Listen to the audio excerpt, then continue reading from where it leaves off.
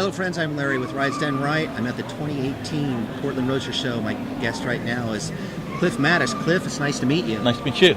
Cliff's got a beautiful 41 Buick called Dillinger. Let's start right off the bat with the name. How'd you come up with the name for Dillinger for it? It just seemed like a cool name, and we thought, you know what I mean? And it kind of took a life of its own after it started coming out, so... It has that whole gangster-looking theme to it, yeah, so that's kind of... that was the whole thing, yeah, exactly. And you got this cool Dillinger logo that you made up that you put in the bottom of the display. That looks pretty cool. Yeah.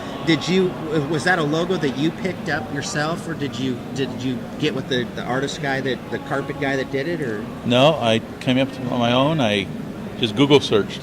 Right on. Found it on Google, and I kind of went from there. Says there it is. How did you get this car then? Did it start from out in the field somewhere, or was it partially done when you got it? What was the story on the start of this build? The car was actually, it was out in the field in Arizona. Rick Dorr picked up the car and switched hands a couple times. When we actually got the car, it had just been started. It was chopped, very rough still at the time. They'd done some suspension work, and then a friend of mine owned it, and he just got kind of tired of the build and kind of burned out on it, and so I was lucky enough to pick it up, and then we went from there.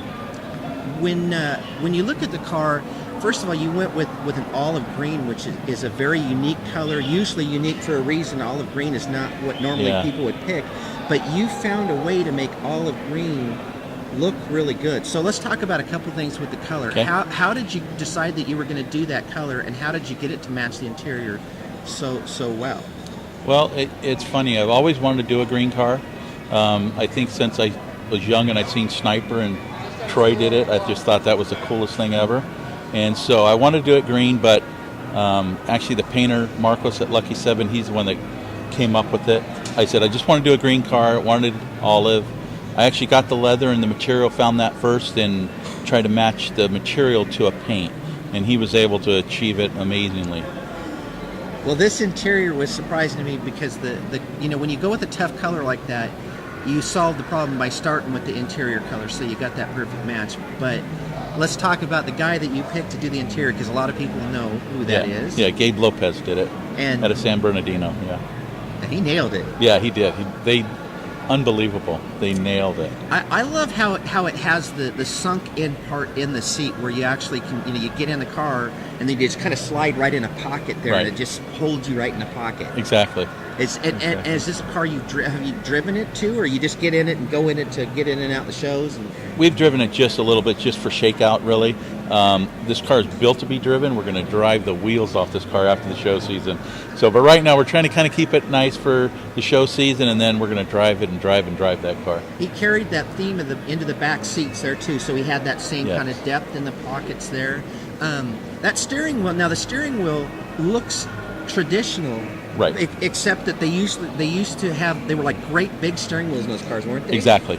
It has a power steering, so we actually took the stock steering wheel and then we had it shrunk down to a 16 instead of, they were 18s originally, and we had it shrunk down to an 18, but it's the original steering wheel.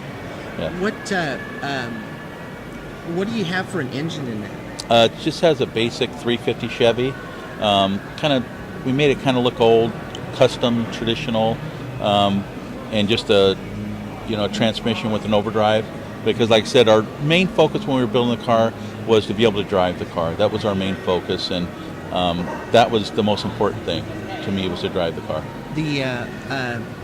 Back to some of the interior, that trunk, I remember was really cool. You had the compartment that goes over that has it's like the strap down thing. You lift that up for the gas. Isn't that what you're showing me? The gas filler's inside there, just to hide the gas filler.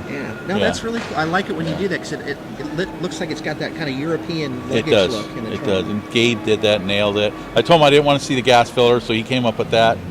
Amazing. Yeah, it turned out and so just cool. Genuine people to work with. They really were. What's your favorite part of the car?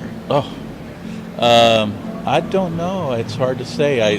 I think my favorite car is the colors, because it seems to be the most unique part of it. Everybody just really is amazed by the colors. And like I said, once again, the painter he's amazing when it comes to color selection. all the time. Well, he slayed it, and I know I say this a lot. All the good cars are this way, that you have to see it in person to really appreciate it.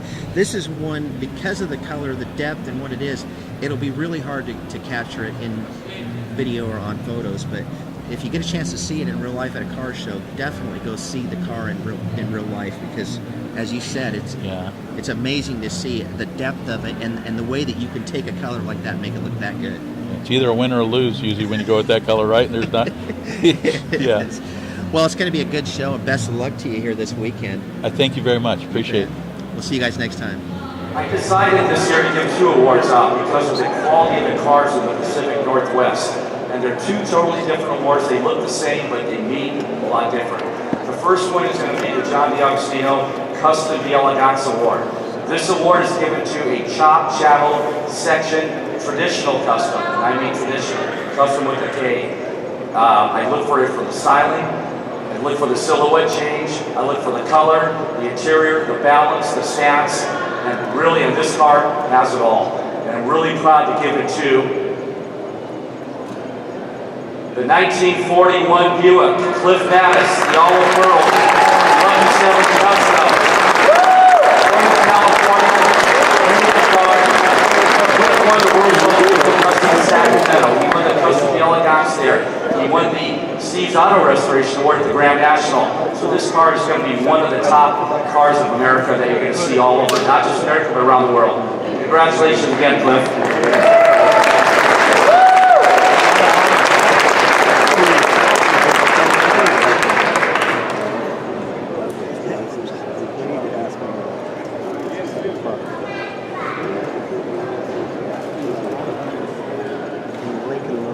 Next award is the King of Customs. It comes with a $3,000 award. This year's winner is a 1941 Buick Sedanette, Vacaville, California, belonging to Clifford Mattis.